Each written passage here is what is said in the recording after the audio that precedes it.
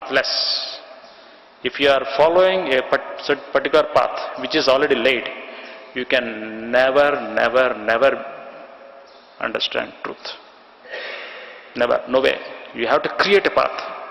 Unless you create a path on your own, you cannot see things as they are. You get stuck up. And you are not even conscious that you are holding a belief system instead of truth. So, in the name of spirituality, what are we actually learning?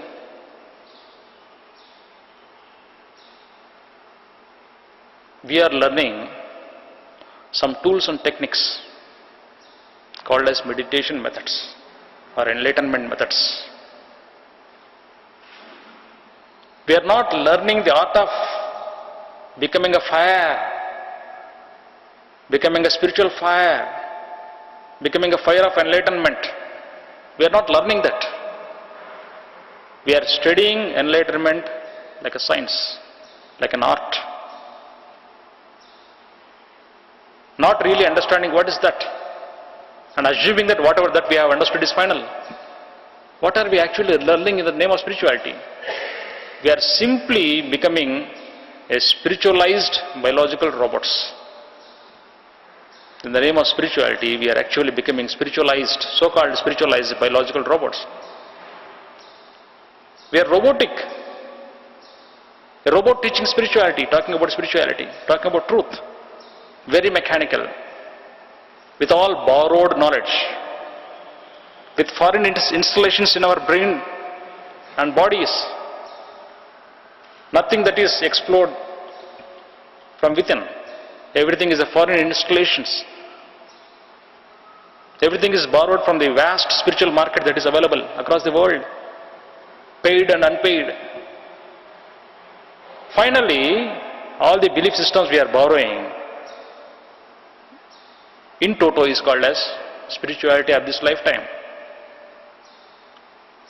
And the same belief system will be carried to the next life.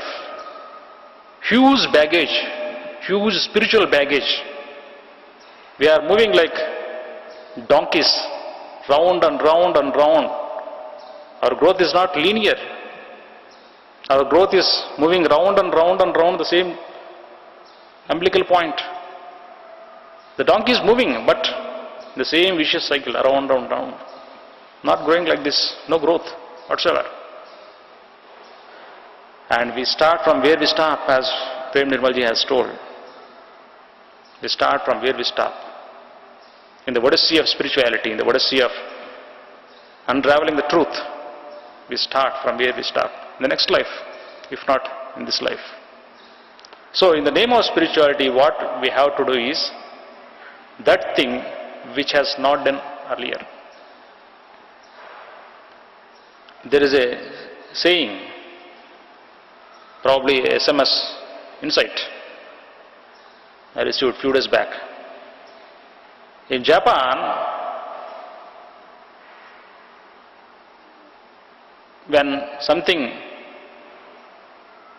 has not done already, they say, I will do it.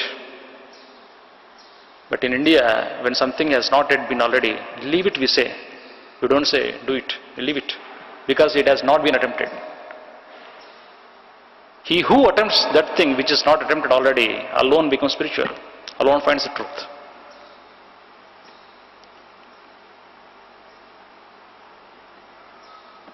Then what is the purpose of life?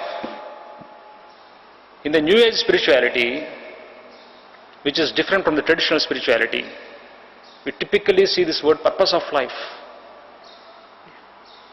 There is a purpose of life. But we are very serious about our purpose of life. And that very seriousness is anchoring us down.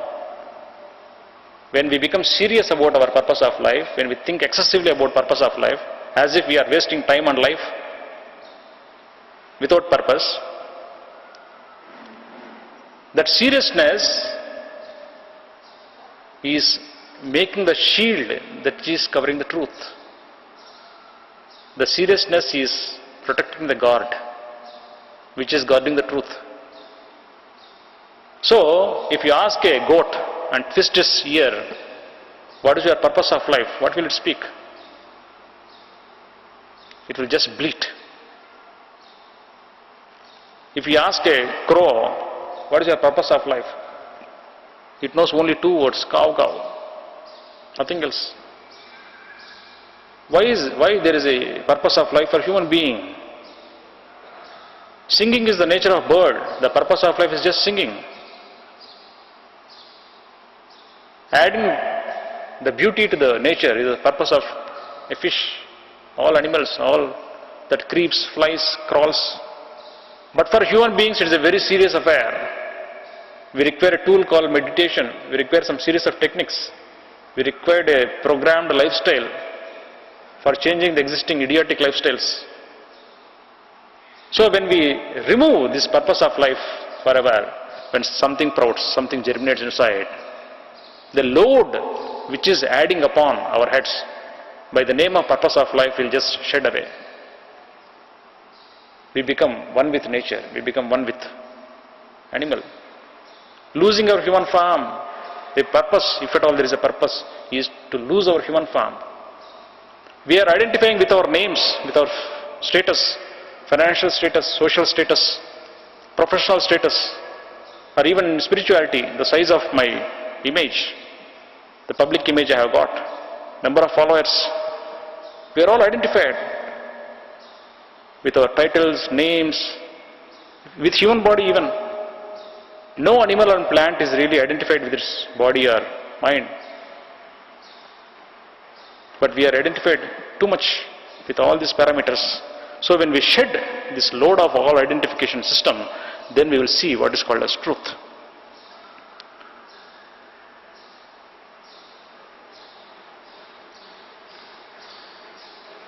If you see the history of the world as we know, from this part of a millennium, there are so many kings who tried to bring unity in the world by crusades, by waging wars. Alexander, a small king at a very young age, started a big war, trying to conquer the entire world.